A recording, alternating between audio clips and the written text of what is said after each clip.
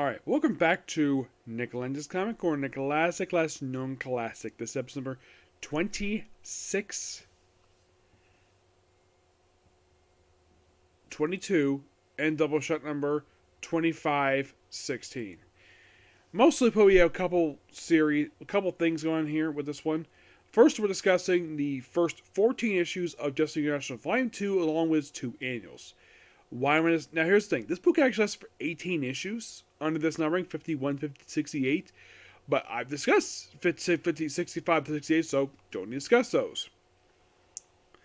Mostly put, it's Justice League International, the brand new lineup that basically came out of the ashes of Justice League Europe, which is comprised of Wally West, Hal Jordan, Metamorpho, Power Girl, Dr. Light, Tasmanian Devil, Elongated Man,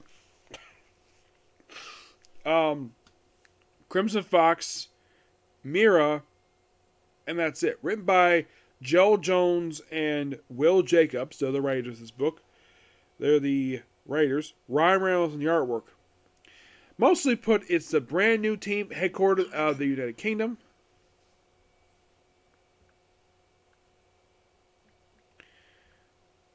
I'll pick those up. So let me finish this one. Okay, so headquartered in the United Kingdom, this is mostly put this series adventures they actually have. Taking on the Cadre, which are old JLA villains.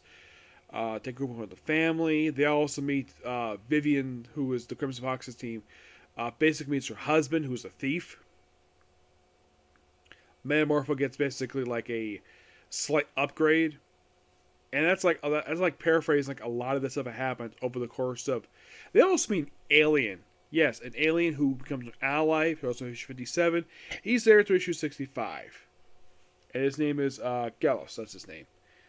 But that's kind of the way. Also, the 59 is noteworthy for this book being the only issue that features two characters, popped in issue 56, popped in issue 59, where like history gets altered for one issue, where like Justice International never existed. Hal Jordan was not Green Lantern. It was Guy Gardner wearing his old like costume he wore back in the 60s, and Hal was definitely not. And Barrett, and of course, just like America, basically it's like a world where they didn't exist, but eventually it was restored for the next issue. But that's kind of in a way what happens over the course of these 14 issues.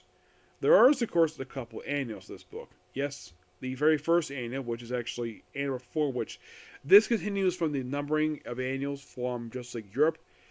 Annual 4, which is basically annual volume 2, number 4, is a tie-in to the storyline Bloodlines. Yes, Bloodlines. A storyline that Chuck Dixon hated working on. He absolutely despised this crossover. He thought it was a terrible, idea for the story. Let's introduce these brand new characters and give them all the same exact backstory. They get infected by these freaking aliens. And we use a new character, Lionheart, becomes a recurring character in this book, and does never appear again after this book wraps up. Nope. By the way, I love the cover over here. Yeah, this annual is written by Joel Jones, but the writer from the main book does not write this annual. Nope, but just him and Mike Perbach basically does the artwork here. It's a pretty good book. It's mostly about the aliens invading, the aliens of the Bloodline story. This is part of the Outbreak stuff.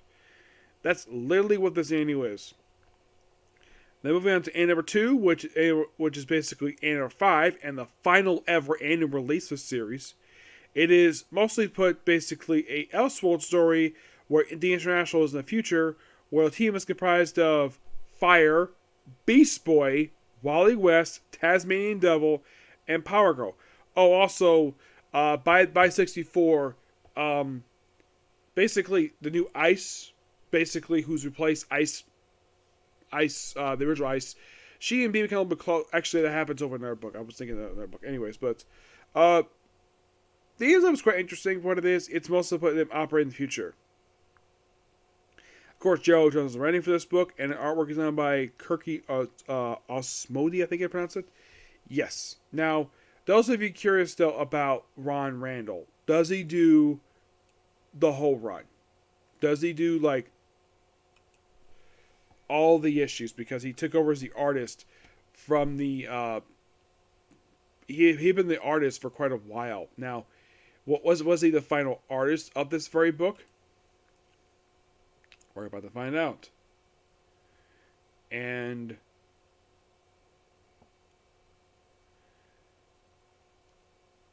the answer is no. He actually leaves with issue 60. Yeah, 60 will be his last issue. He does skip 67. 57, excuse me. Yeah, 57 he skips. Yeah, he does not do 57. 57's artwork is done by Mike Collins, who I believe also did, he was also the artist of Animal 4. Yeah. And I think, would he be the final artist of this book? The answer is no. He just did one issue and that was it. He just did 57. He did not do the rest of this book. Nope. The other artists, you have Chuck Wasowich, who does the artwork here, so issue 51. Like, is he the final artist of this book? Okay, the answer is no. Well, not really no. He is the artist for the next 6 issues. The last couple issues of this book, it's not Ron Randall. It is Anthony Williams. He is your artist for pretty much the remaining issues of this book. I think like for the last like 2 issues per se. Actually, he does 1 issue. But who is the artist of the final issue of this series? The answer is Phil Jimenez. And Chris Priest does the writing for the final issue. Yeah, Gerald Jones does even the final issue. Nope, it's Chris Priest does the last issue. Yep. But that's literally this volume in a nutshell. Yep, final thoughts on this run. It's a pretty interesting run per se. Sadly, put only 2 out of 18 issues of this whole book are actually in trade. You're thinking, really? Yes, really. Because 65 and 6 are in trade. It's in the Wonder Woman Justice League America trade. Because it's part of a story known as Judgment Day. That's where you can find it. You're like, okay, interesting. So I'm going to give basically these issues a 9 out of 10. Next up, basically we're discussing some more Hawkman here. This time being his backup feature from the Technicomics. And it's a rotating backup feature. Yes. Okay, so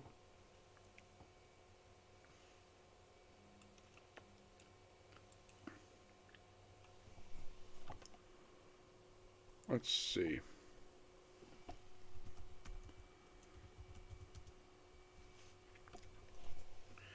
And if you're really curious, like, what issues does he do for this book? The answer is issues 428, 434, 438, 439, 442, 446, 452, 454, 455, 468, 467, 468, 470, 480, and 500. I'm also going to be discussing is Showcase 101 to 103. Now, mostly put for these issues, he just taking on some criminals who just appear in the book. But there's some interesting ones here. Don't worry.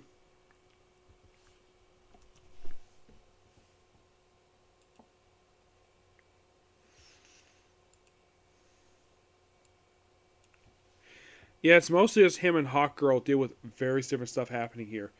Yeah, so for the very first one, he takes on a thief who tries to rob something from the Midway Museum. And that's in issue 428. He does not make the next appearance until 434 of this very book. Or it's Hawkman take on just... Yeah, it seems like Hawkman... It seems like for this book, it's like the writer of this book, who is E. Nelson Bredwell. He does a lot of the stories here. It seems like he has been fighting a lot of like one-shot characters. And that's just for his first 2 stories. His third one, 438. Now, there's I'm Sorry for this one, but that's a reprint. The Hawkman one is let's see. Hawkman takes on the Lumisarians, which basically a group of aliens who come to Earth. Yeah, they are a group of characters who fought one of his early appearances.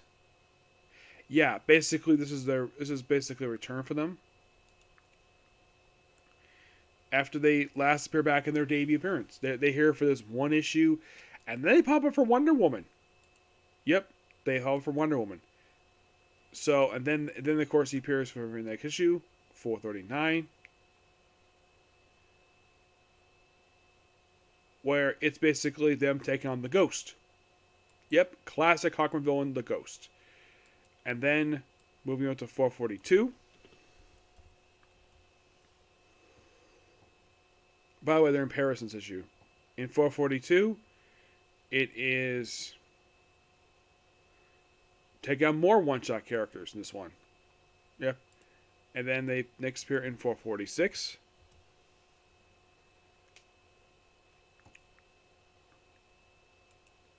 Yeah, it's like I mentioned, basically, it's a lot of like one-shot stories, taking on some unknown foes. That's most of exactly what's happening here. After 446, next up was 452. Now, it doesn't take on anybody here. Yeah, it takes on Conrad Koslick. Who is this guy? This actually was his final appearance in comics. Yeah, he is a old Hawkman villain from the Brave and Bold book. This is another return for another character from the Hawkman book. I guess the writer felt this, hey, why not bring back another character who appeared in the Hawkman book, Brave and Bold? So I guess I figured, oh, why not? After taking issue off, for issue 453, he comes back in 454 and 455. Most support for this one, it's more one-shot characters. Like, yeah, take out more thugs for one-shot characters. In 455, final appearance of some minor character you may or may not know. Someone by the name of Chester McCann. And then it's on to 460. It's 467 is next. So yeah, he's absent for a very brief period of time.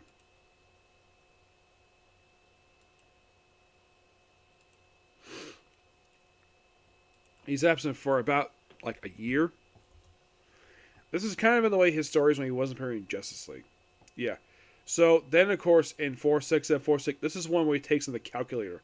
Yeah, it's a two-part team-up story where then we have 468 where basically like all the characters appear in this book. It's basically Batman with the Justice League take on the calculator for a quick two-part story. But it's really good.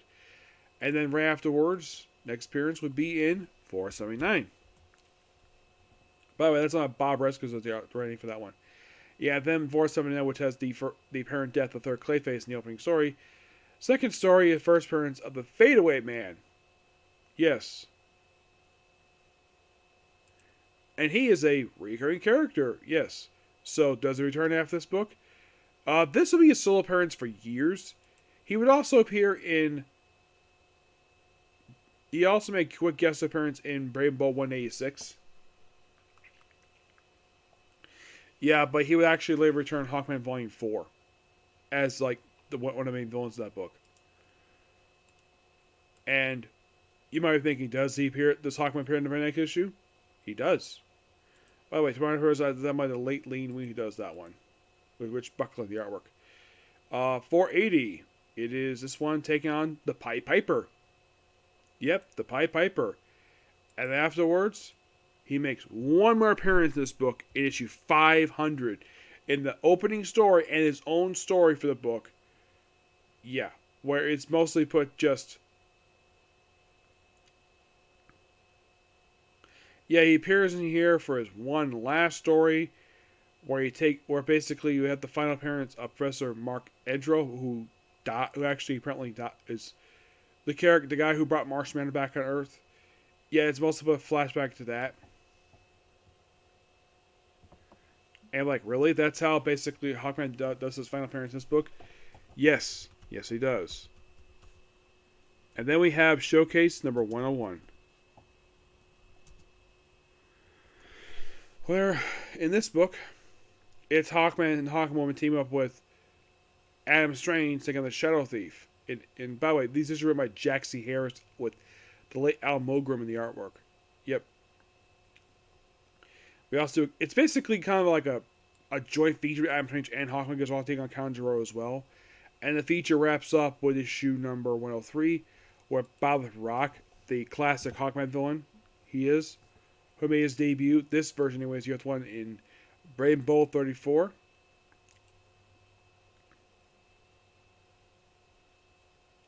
Yeah, this was actually his first appearance since the Brain Bolt story, so this is another character. Yep. But yeah. Oh, by the way, 104, which is basically the series for Showcase will actually end with the last issue of the book, and does not feature Hawkman at all. Nope, it just features characters from the O. It's just a one-shot issue. Feature guy in control. It's a spy book, or it features a guy in control from OSS. And that's it. So I'm gonna give the Hawkman stories in Detective Comics. Um, well, I'm gonna give the Calculator one a basically 9. A lot of the other ones will give like an 8 or an 8.5, but I'd say probably the best stories is when it takes on characters who appear in Brave and the Bold, or basically take on the Calculator Pied Piper. Because a lot of the stories are just one-shot stories that just happen here. The Showcase ones was really good because it felt like an actual story, not just some random story to throw it into a book. Yep, but next time we talk about Hawkman, we'll talk about his feature from World's Finest. Yep, but some might be asking, okay, so question is, was it playing Justice League International Volume 2? Because this book is done. I replaced his book with Justice League Task Force. Thinking, really? Yeah, I only have 21 issues left to go. I'll probably do a couple rounds in that one, and that'll be pretty much it for that book. Yes, so that's replacing this book per se. And when Hawkman's finished up, when I finish with World's Finest feature, next will be on to his other books. First being Hawkman Volume 2. We'll discuss that after I discuss World's Finest feature. Okay? So yeah, that's it particular review. Stay tuned for my review for Case Closed and My Comic Corner. Please be sure to like, comment, and subscribe. Turn notifications. Do not hit the dislike button. And of course, turn notifications. So, until the next video. Bye.